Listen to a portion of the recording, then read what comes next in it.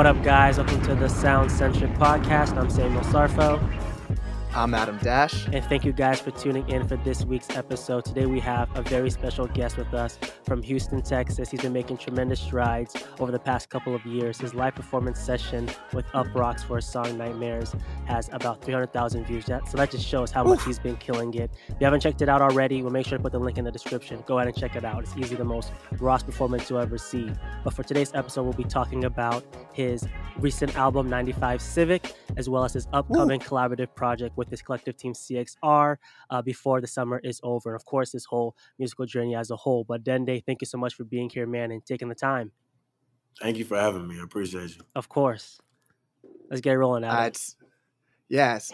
Dende, as we just told you, and as hopefully our listeners know by now, we do a playlist title of the week and a song to highlight that playlist title, just for me and Sam to catch up since we go about a week before we go face-to-face with each other. So, Sam, how are we feeling? What's the playlist title today? Playlist title is going to be You Can Be Anything. I saw the Barbie movie recently, as well as Oppenheimer. I saw it last night. Barbie? We'll talk about it. It was really good. It was good. You can see the grin in his face. But basically, it's themed from that, but also just the fact that there's been so many creatives recently in the independent space. And of course, with social media, you can, I guess, see it now. But there's just so much in the music sector, the arts sector, photography, videography. It's incredible. Dende right here, what he's been doing as an independent artist, amazing. So, of course, the song's going to be Hustler Ambition by 50 Cent. Okay. Yep. And just to touch on the Barbie movie quickly, I was surprised. Like, I really thought it was a good movie. I was laughing during it. Will Ferrell back in his prime Will Ferrell bag. Also, I saw Oppenheimer in IMAX finally. It was crazy. Yeah. Dende, have you seen the movies at all? I haven't seen either one of those movies. No, he's been tucked in the lap, focused. That's what he's been up to. I wouldn't say that, but but I didn't go to the movies though. For my playlist title of the week, we're gonna go with name of the song and the title of the same thing. Bucket List Project. There's a song by Saba, and it's been stressful looking for a job right now, and sometimes it can be hard to appreciate other things I've achieved recently. And not to butter you up, but this was on our bucket list for this year. We wanted to get the Dende interview, and it really means a lot that you're coming on the show right now, man. Like, generally huge fan. My friends have been sent Block Me and Swerve and all these songs so many times where I'm like in the living room at college making them watch YouTube videos of you. So, man, I am hyped. But how are you doing? What is the playlist title? Oh, man. Playlist title for me is probably going to be... it's probably going to be the same as the song title too. It's going to be "Free Mind" by Tim's. Okay, that's it. I've been. We're in the summer. We got some Afro beats going, but also I just I've been needing to free my mind up from certain situations. So that's how I'm feeling. I got to get more of my Thames back because I love Essence and I'll sing that at the top of my lungs, but I have not listened to her whole catalog. Also, Burna Boy, I have to listen to. Got to. Tim's is really good. I also haven't really listened to Burna Boy either, but Tim's is really good. All the Afro vibes. But to get into things. So first off, I want to compliment that I love that there's such a concept to your album. So you come in with Before We Crash EP, and I read in that article that your A&R was giving you that advice to kind of make a story around it so people care about the breakup album by creating a love EP. So one question that me and Sam debate all the time, what do you think of as the difference between an EP and an album? And how did you decide what songs go on which? And what was your thought process for that? I can tell you the technical. So EP and album technically would just be the length. It's just really just the length. People sometimes pass off EPs as albums. And vice versa. But for me, the way that we did it, to be honest with you, the way that we make our music and make projects is we have basically listening sessions. So when Miz came to Houston, that first day he got there, we were we want women to listen to this music. Even though it's sad, we want women to listen to this music. We want women to go to the shows because they move the culture forward. So we just had a bunch of sessions where we would have women come and just listen to the music and see how they reacted. That day before women came to listen for the first time, we didn't even have an EP. I just also had a lot of songs. So we had an album that I put together and I just had a bunch of songs. And Miz put that EP together. the EP that we put out, those songs are what he put together. He did that in like an hour. And he was like, we're gonna give this to him. We're gonna tell him that this is an EP, and then it leads to the album. And they listened to that and they were like, this is perfect. This is amazing. We obviously changed some things, like we did after production. Yeah. Like we made it fit more into the story, seamless and stuff like that. But the songs were literally, he just put that together and was like, we're going to make this a story and tell them that this was already a thing. And they were like, we loved it. Now the album, they did not. So we had to switch that around completely. The album we showed people was not the album we put out at all. Wow. So talk about that process. What was wrong with it, quote unquote, and what had to be changed? The thing is, I don't think there was anything wrong with it. It just, it didn't fit into what we needed to be doing. Like, I think it was still a very solid album. It was good, but that was to me, and then to other like instrumentalists and stuff like that, they would like it a lot. Yeah. But the average listener would get bored, or they'd be like, I don't like this at all. So, and we're not making it for me and guitar players around the world. We're making it so other people can take it and like actually get something from it. So basically it came with a whole lot of me swallowing my ego and my pride and just being like, okay, this isn't gonna work, so let's scrap that and just figure out where we're gonna go from here. It's definitely a humbling experience, but it just took a lot of those. It took a whole lot of bringing people in to listen and then be like, all right, we're gonna change this. It dipped right here, so let's move this around. Just a lot of the like trial and error. Yeah, man, that shows how ahead of the game you guys are. I've not heard many artists, apart from like, I heard like Drake and Future bringing in different people to listen and curate the album, see the vibes and how it fits. And of course, you're making music for yourself, but at the same time, like you said, you're giving music out to the people, and obviously if they don't like it, and there's a problem, but that's so forward thinking and shows where you guys are at in the game. Yeah, we're always trying to make sure we're making something better. And even before I got with CXR, I was doing something similar, but just not on that scale. Like I would, everything that I had put out before, like project-wise, I would always have just people that I knew and then one person that I didn't know at all come to my apartment, which is dangerous. But I would just have people come and listen. I'd be like, I'd give them a piece of paper and be like, can you take notes? Like literally, and just be like, let's make sure that we're putting something out that's good. Yeah. Obviously, we leveled it up a whole lot more for this one, but yeah. What was your process for? Sorry, you go ahead, Adam. No, I was just amazing. It was amazing. Just the way you sequence the whole album, and like it really flows together, and like with the story and the narration throughout, I think it's sick. Thank you. It's a combination of me, Miz, my producer Billy Blunt. It's beautiful. Shout out Billy. Shout out to Billy. And again, in 2021, you dropped A Happy Man. Obviously, now you dropped in 2023, 95 Civic. What was the change? What was the shift in mindset?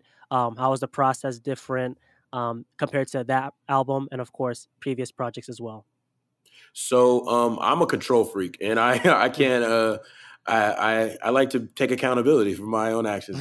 I'm a control freak. There you go. So before A Happy Man, I produced everything, I mixed everything, I mastered everything. Wow. I recorded all my own vocals. I would do everything. We get to A Happy Man time, and I had met Billy recently before that. And that was the first time I started letting someone else like take control of stuff. I still recorded myself. I still mixed and mastered everything, but Billy was producing, but still not to the extent that he did on 95 Civic. I would like on Happy Man, he would send me stuff. I'd record to it. I'd send it to him. I'd be like, all right, this is what we're doing. We're done. I'm going to put this out. For 95 Civic, I would go stay at his crib. He would come stay at my crib. We would lock in. I would literally trust him. He'd be like, how do you feel about this? And I'd be like, I was literally already thinking this. Like we would sit there after we already finished the song, we'd be like, go back and make it better. Like that's how we started getting seamless transitions and stuff like that, is by finishing stuff and then being like, all right, we're going to add extra, because there's a lot of finished songs. Everybody's putting out finished songs, but we have to do the extra thing. Beyonce's doing seamless transitions in her albums. We should do seamless transitions in our stuff, because that'd be really cool. Yeah. Yeah, the transition between Wish You Well and Ultimatum, that transition specifically, that one was crazy. And when it comes to like writing on this album and your process, you kind of mentioned before we started recording that you are not a rap fan, but you are very good at rapping. How do you decide? Well, I'm curious why you don't like rap, and then after that, how do you decide on a song if you're going to want to sing on this song or rap on this one? Like Wish You Well, you kind of rap melodically on that? And then on the Happy s- Man, you're rapping your ass off. Yeah, so I kind of used to rap a lot, but that came from the fact that I used to write poems Okay. heavily. I used to write poems a whole lot. So like literally on a Happy Man, there's a whole song that is just a poem. Yeah. Like I used to do that a lot. Deciding when to rap on something, honestly, it was just the time period because I made a lot of these songs at different times. Like Wish You Well, like even though this project is about a breakup with someone that I was with, uh, I wrote Wish You Well when we were still together. Like me and Chris made that song like wouldn't make the first or second time we actually met each other in real life in Atlanta. I was still dating this person for another like 6 or 7 months. Like, but it was about her.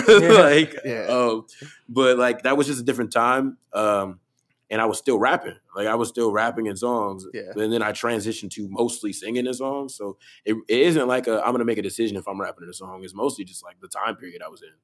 I was still already rapping on songs. So I was choosing beats that were like that. Yeah. And we talked to Seth Such last week about this. And shout out Seth. I mean, you've worked with him. The song's amazing too. You did the chorus and another verse on that one.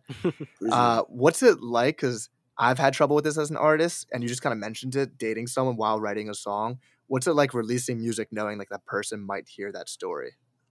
Don't care. Hey, I always, when people would ask me about that relationship, I would be like, yo, I was not perfect in that relationship. I was kind of a shitty person at the very beginning of it. And then towards the end, I kind of fucked it up. But also, I am also valid in how she made me feel. So releasing these songs and her possibly hearing them, I don't really care because it's just like, you gotta hear it because I didn't really tell you how you made me feel. Yeah. So now you gotta hear it, and if you're upset about it, okay.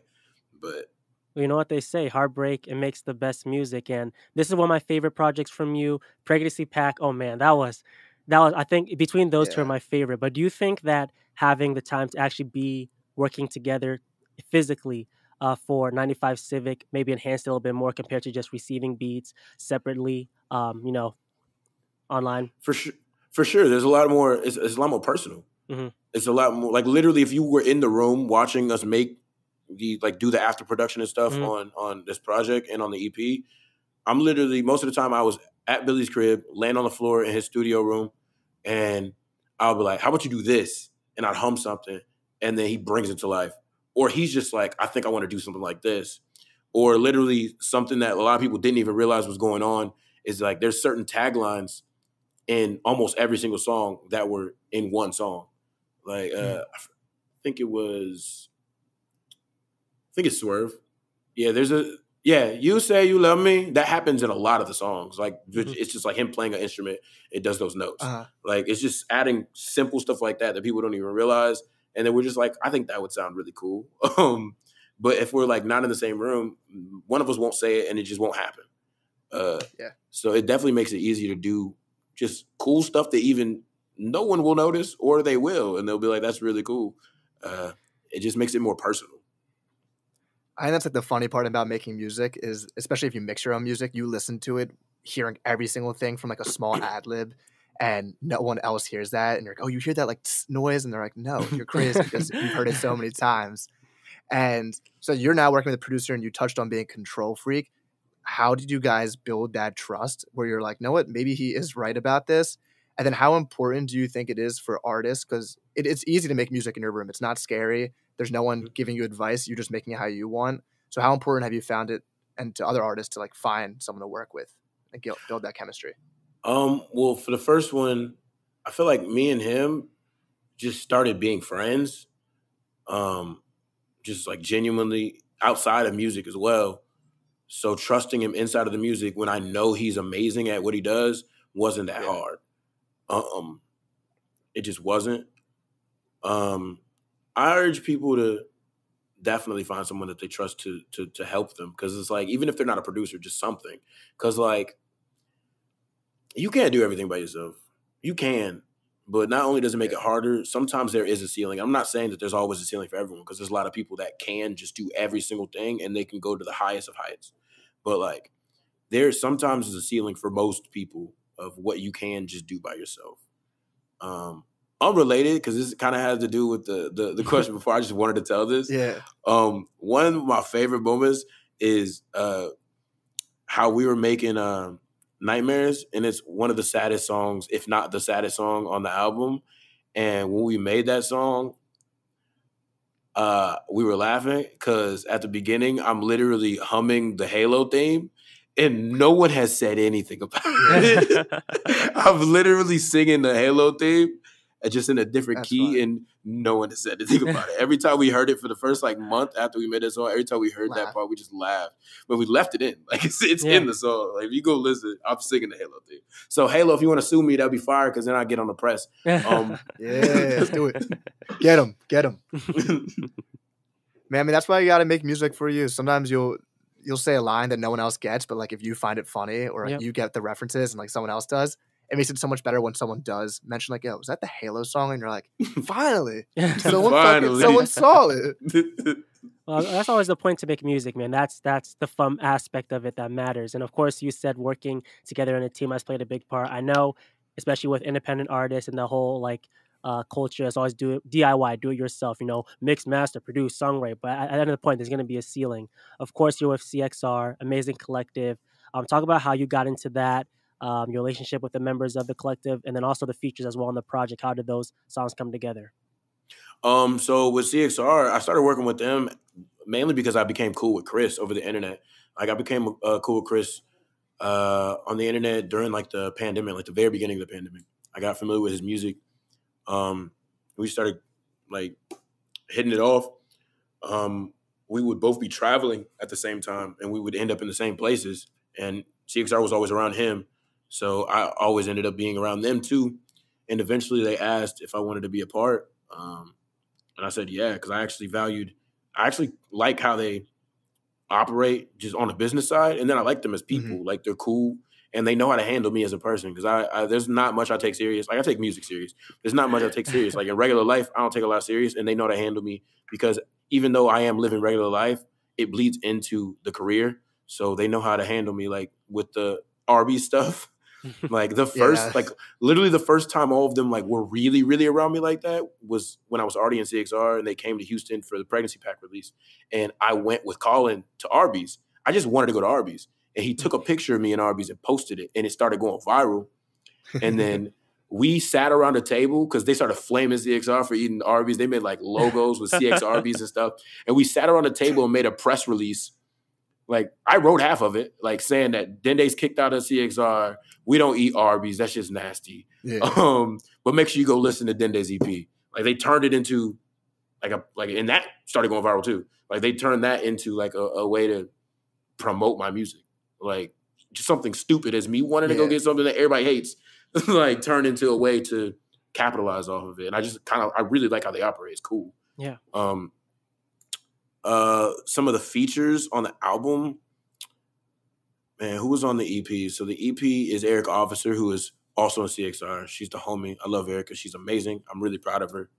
Y'all should be looking out for new music from her too, by the way. Yes, sir. Deontay. I met Deontay a while back, actually, when I went to Atlanta. I went to his house. Actually, the first song we recorded was the song Late Night that's on his album that he just dropped. We didn't have Georgia at all. Like that was the first song we recorded. Deontay's a really cool dude. And I was a huge fan because of Better. I love Better. It's an amazing project. And I love his new project. Bro, he's so good. Not to stop your train of thought, but no, you're good. I'm obsessed with his voice, like just his accent, and he just kills every feature. And he did that freestyle, I forget which YouTube video it is. And I know what you're talking about. When he like shouted out a bunch of people too. Mm-hmm. Yeah, I think it was over this Tippin beat. What is it? The one that Cole rapped over too. And I don't know. He just rapped his fucking ass off. He's nice. Yeah, he's amazing. He's an amazing rapper, and he's a really cool dude. Like he don't have to do the stuff that he was doing for us. Like as a person that's signed to a major label, he didn't have to do that. But he's a really cool dude. I like him a lot. Who else is on the EP? I don't even know. And that's it. And that's it for at least that before we crash EP. Yeah. And then 95 Civic. Yes, You got a couple. Yeah. Yeah, we got a bunch. All right, so Mhm. Swerve Emerald Soul. Shout out to Emerald Soul. I actually met Billy, my producer, because of her. I went to Austin one time to go be in one of her sessions, and Billy was there, and he was like, "Hey, I like what y'all doing. Can I send you stuff?" And that's the first time I met Billy. So shout out her. Without I kind of stole her producer, but but without her, like I would have never met Billy. So shout out to that. And she Um, killed that feature. She did. That was the first person I thought of when I made that song. Like, and that's also one of the first songs that I made for this album, actually. Oh, wow. And she was definitely the first person I thought of. I was like, I want you to be on this, and she smoked it. Mhm. We have Chris. Obviously, that's like my brother. I was just with Chris. I just took him to the airport today. We went to DreamCon this weekend. Shout out to DreamCon. Shout out to RDC. Chris is amazing. Just as a rapper, as a singer, and as a person, I really genuinely love being around him and working on stuff with him. It's cool New because Jersey he pushes me legend. to be better. Shout out to Jersey. There we Even go. though the last time I was like staying in Jersey for real, while I was working on the album, we got snowed in and I had to shovel snow for the first time. It was terrible. Yeah, you're from Texas. That's crazy. Yeah, I'm it was from ridiculous. Jersey, so it's a Yeah, struggle out here. I wasn't a fan. I wasn't a fan of that. We got Lily Aviana. She's an amazing singer, amazing person. She's great. I've known her for years. I've been friends with her for years. And I'm really happy with what she did to the song. Yeah, I think that's all the features, actually. I don't have that many features on this project. Yeah. Thought I had more. But to go with to talk about you and Chris's chemistry, first off, like every song with you two is fucking great. Like Phone Numbers and the one on this project, it's like it gives that Smino Saba kind of vibe where like you're kind of the Smino, he's like the Saba rapping his ass off. But he can sing too. But I saw recently, I'm not sure if you tweeted this or he tweeted this, but one of you said that he wrote a song for you recently. Yeah. So I'm curious, just from like my background is like making rap music. It's like obviously you want to write your own music. So how does that work for you guys? Like how does he know? I think Dende would sound better than I would on this because he can sing too. And is it weird singing someone else's lyrics about a different story? Or like, what's that? So, like I said before, I am a control freak, but yeah, I'm getting better because I also know that sometimes, because I know the other artists can agree that sometimes you hear a song, you're like, I wish I wrote that. Like, I wish I did that. We were in the studio and he was like, he didn't record a reference or anything. He just had the beat and he was like, I wrote this song and I think you kill this. And he like sang it and it was like, I think you would do it better. And I went and sang it like how I felt it because it's a really like, because he knows that I put a lot of emotion when I'm like singing stuff.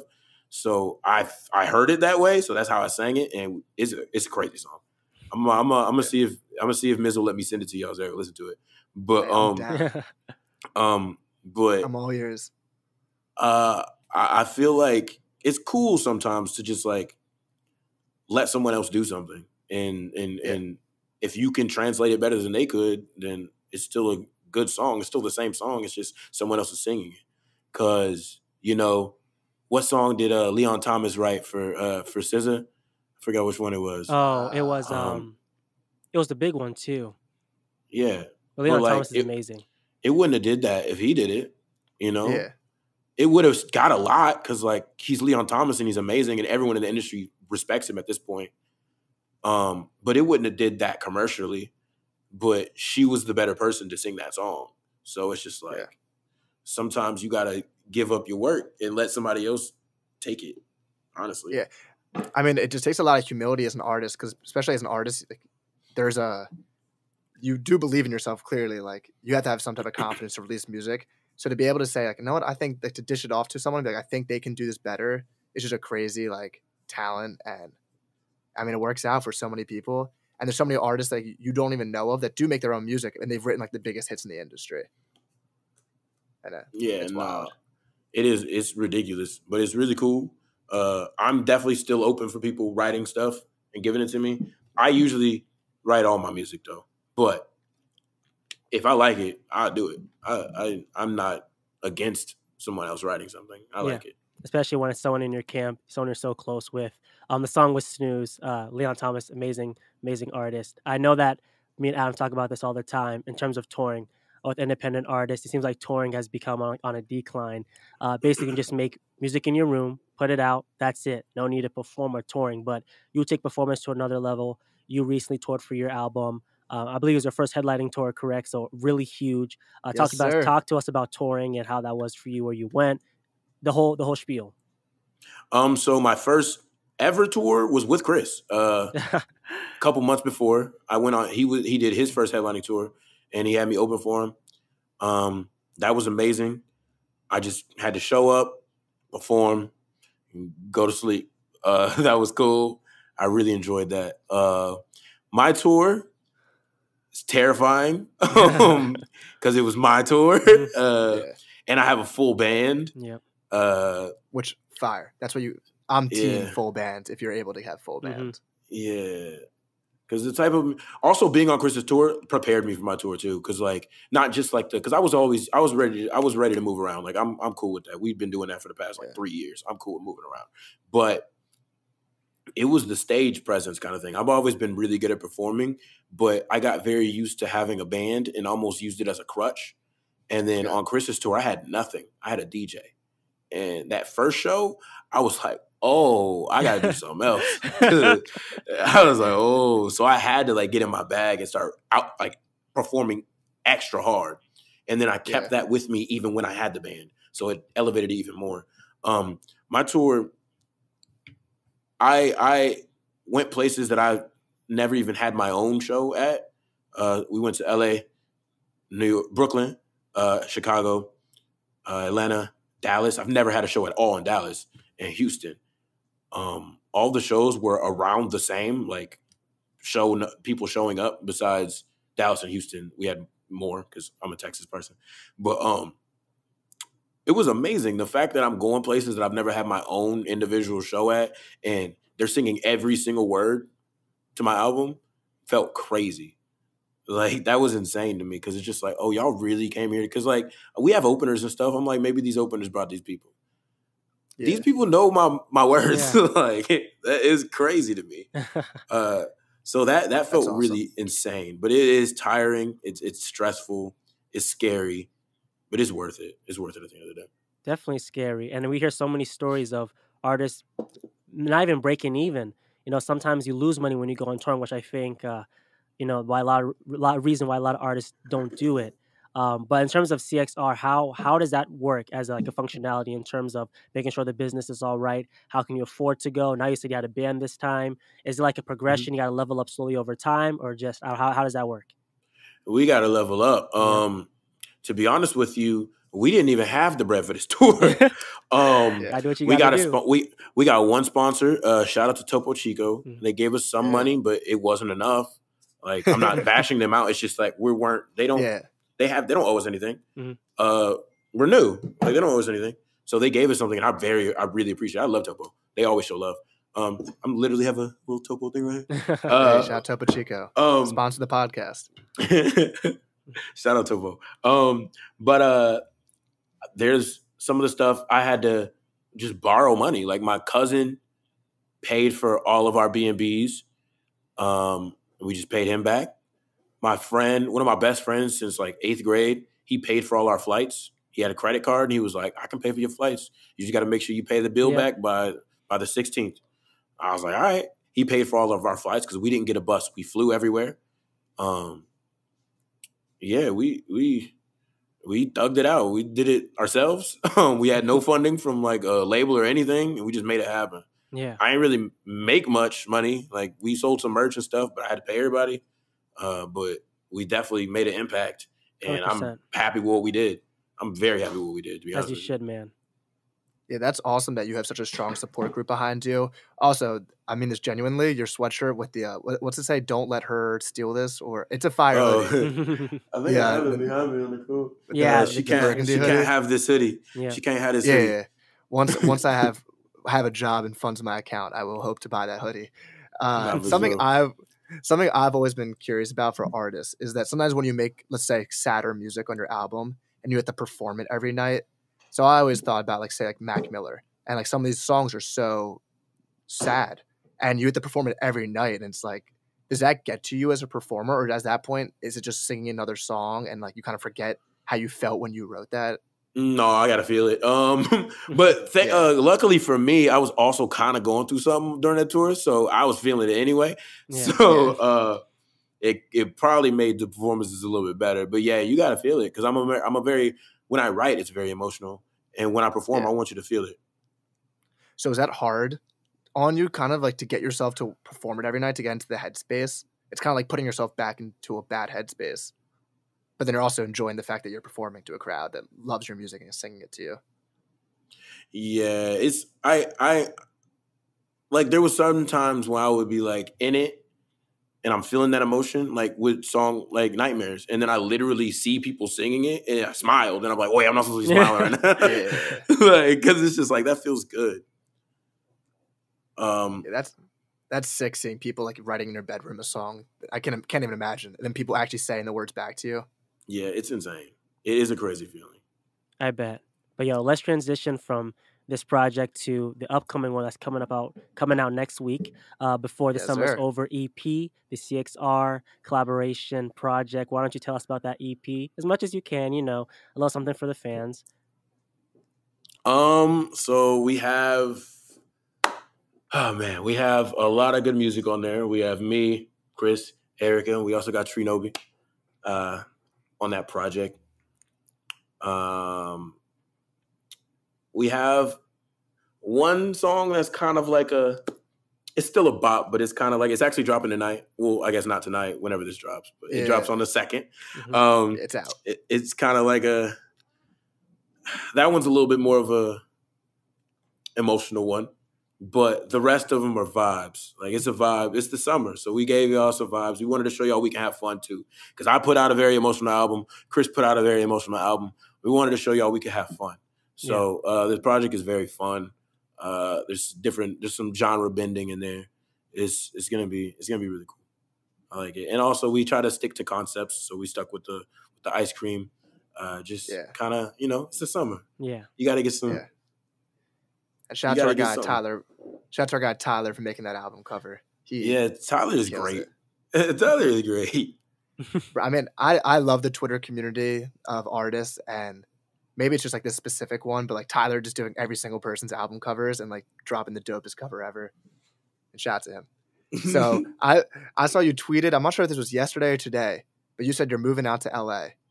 What goes into that decision? Is it like you just want to be around more artists? Is that for more live show? Like there's more opportunities there? Like what's the thought process behind that?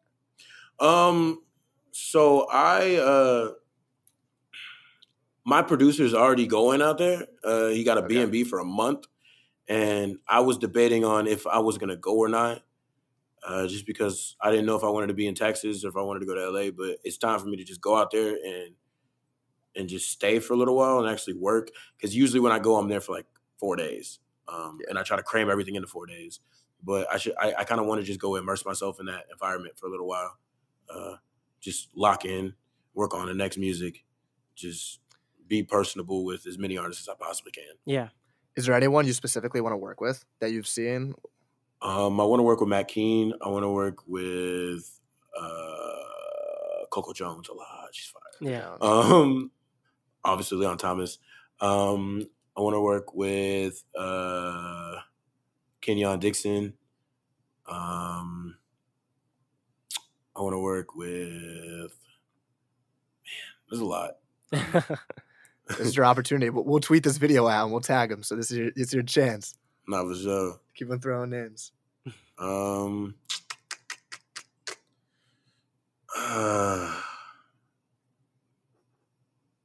know that was a good list. You're fine. I don't want to break your brain shine to that. And when it comes to hopping on features, how does that work for you? Because on one hand, it is like a source of income because some artists will pay you to go on features. On the other hand, you don't want to be you want to be in a song that doesn't coincide with like your artistry. So how do you go about that? It just kind of depends on if I like the song. Honestly, I'm not going to get on the song if I don't like it. That's just bare minimum. If I don't like it, I'm not getting on it. Sometimes it's like the homie and I'm like, oh, this is amazing. I'm gonna hop on this. Sometimes it's just a person I don't know at all, and I like it. So we work something out. But usually I make sure that it definitely has to align with where I'm going. Because like there's other stuff, even songs that I have liked, and I've been like, this wouldn't make sense though, so I shouldn't be on this. Yeah. That makes sense. Staying true to yourself. But before we close this, we always ask our guests all the time for the independent artists working to, continue this and make it to the top. What is the biggest advice you can share that's helped you throughout your journey? Honestly, it's very cliche, but don't stop.